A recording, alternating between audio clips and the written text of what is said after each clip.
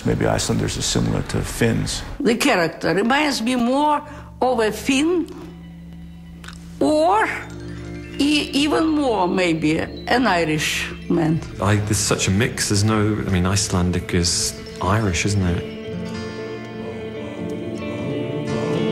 It didn't actually feel as alien as I thought it would. It felt like a sort of, it almost felt more Western than London in a strange sort of way. It's striking to me when I did live here for several months at a time that, you know, I'd be driving down the road and listening to the radio, and I could have been home. I mean, it was not particularly foreign.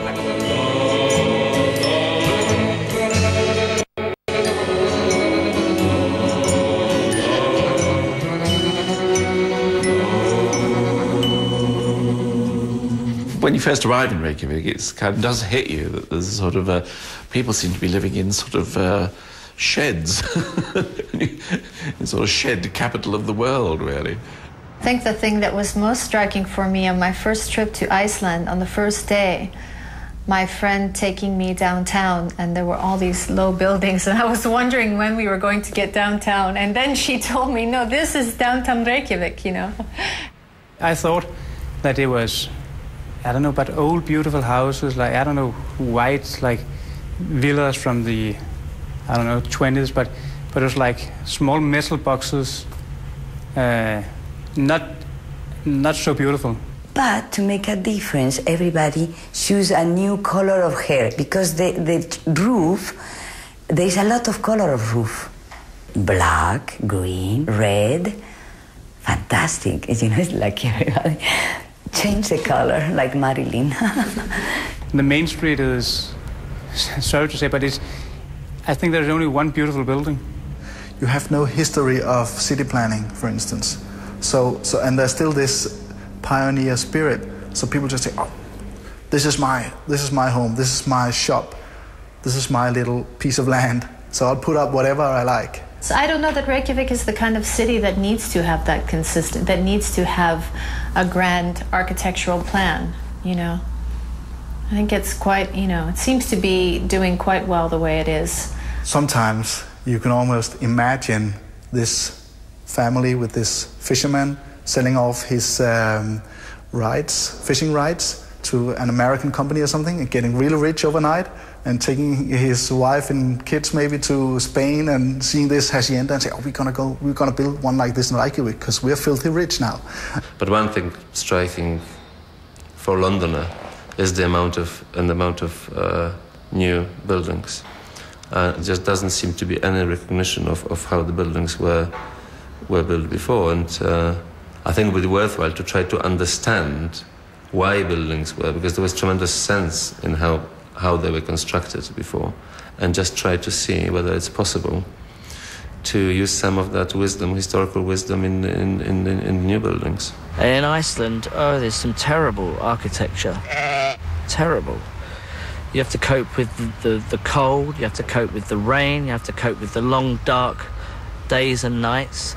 And then the architects don't help the situation by building these drab, functional buildings when they have an opportunity to bring something into that darkness and build something that is pleasing to the eye. So shoot all the Icelandic architects, I say. Actually, some of them are British. Well, if they're British, they should be shot too.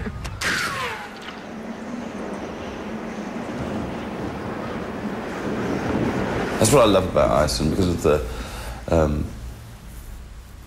nature of the weather and the elements. I think not so much is spent on exterior, and it's all the warmth and the colour exists inside the houses.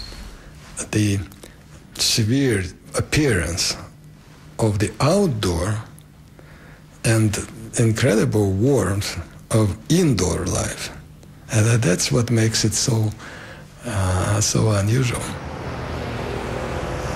If you go to Iceland, you see severe nature and you see severe people.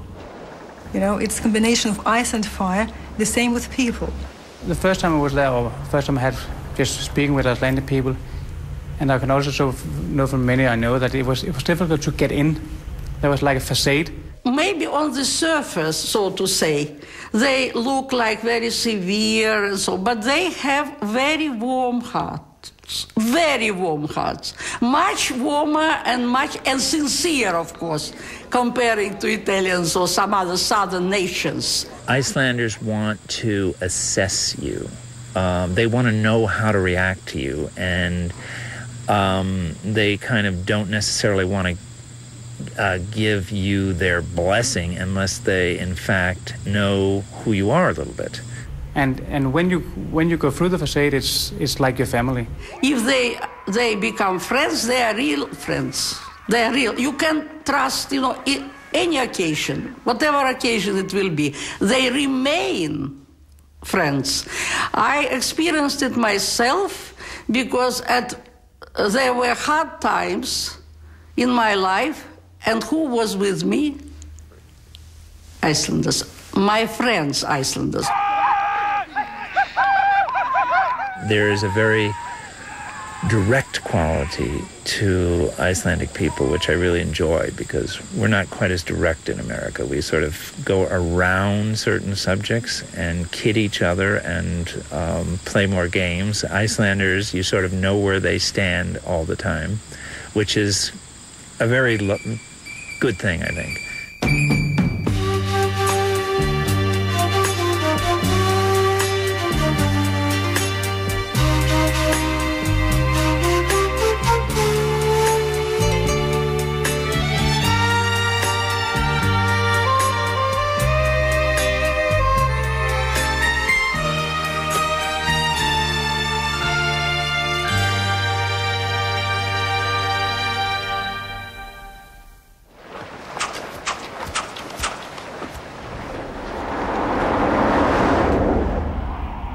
Saw lots of churches in the most bizarre places. You travel across some real wilderness, and in the middle of nowhere there'd be a church. I have yet to find a religious Icelander. I can't remember any of our crew ever going to church on a Sunday. These churches are used like cultural centers. I'm sure there is religious practice, but I have not encountered it at all. I think it's a country that still sort of quietly practices pagan rituals and rites. I don't think it was ever completely colonized by the Christians. Iceland is one of the only countries that has no history of a strong executive. And I think I've sort of seen that, people thinking, well, you can't tell me what to do. There's a craziness, I think, that all Icelanders have.